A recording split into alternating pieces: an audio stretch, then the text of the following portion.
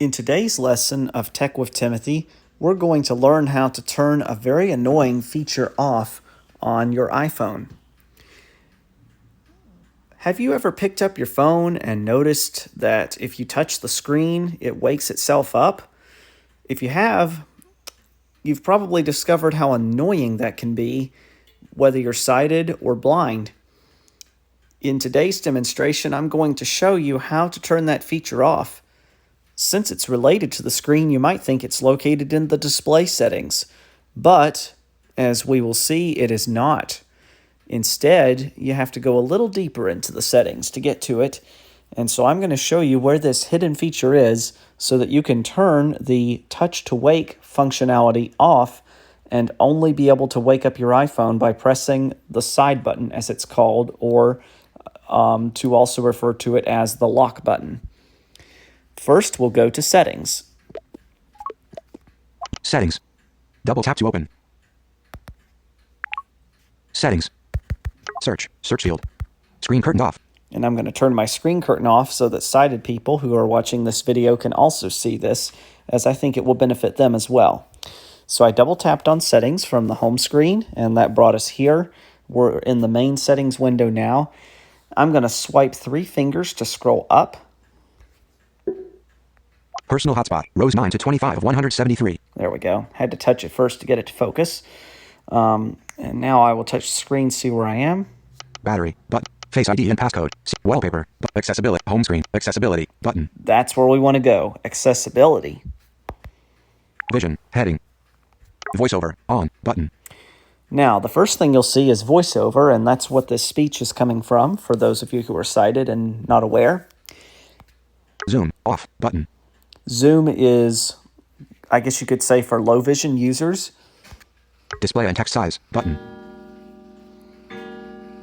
And then we get to display and text size.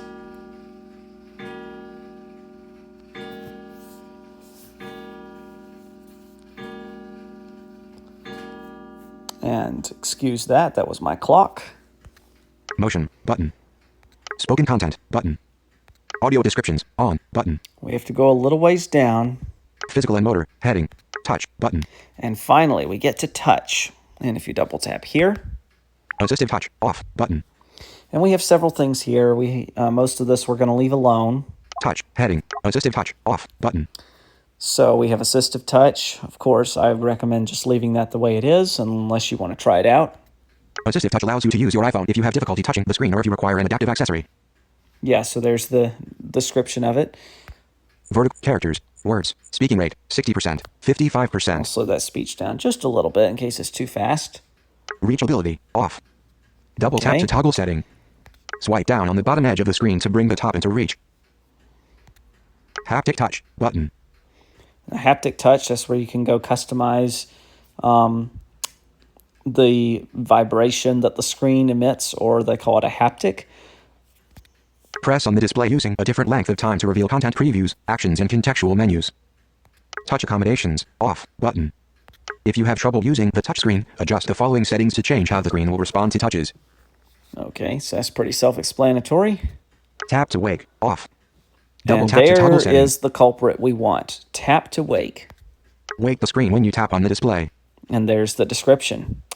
So, whether you are sighted or blind, it's up to you if you want to leave this on. It's on by default, but I recommend turning it off, because if you leave this on, what's going to happen is your phone's going to keep getting bumped in your pocket when you walk around, and it's going to wake that screen up, and it could do all sorts of things. If your phone is a home button, chances are you could actually accidentally call somebody while your phone is in your pocket. So, because if your phone is in just the right angle, you could press and hold the home button by accident and summon Siri and mention somebody's name that's in your contacts, and then it could dial that person. So this will be a way to solve that problem, so that the only way your phone ever will wake up is if you take it out of your pocket and press the side button. Otherwise, you can drum your fingers on the screen all day long and it will not do anything with the touch to wake feature turned off. So I highly recommend turning this off. It's up to you, of course, if you want to keep it on, but if you're somebody like me who does not want your phone just randomly going off in your pocket because it gets bumped a certain way, then I recommend turning this feature off. Another feature I want to show you while we're on the subject of annoying features for your touch screen on your iPhone is there's another one called Raise to Wake. And this was introduced a while back. I was telling a gentleman earlier this afternoon about how I was walking up the driveway at my uncle's house for Christmas. And I had just gotten a new iPhone 7 that year for Christmas. And his driveway was significantly steep, and as I would take big steps walking up the driveway, my phone kept announcing the time randomly. And so once I got inside his house and sat down, I decided to figure out how to turn that function off and stumbled upon Raise to Wake.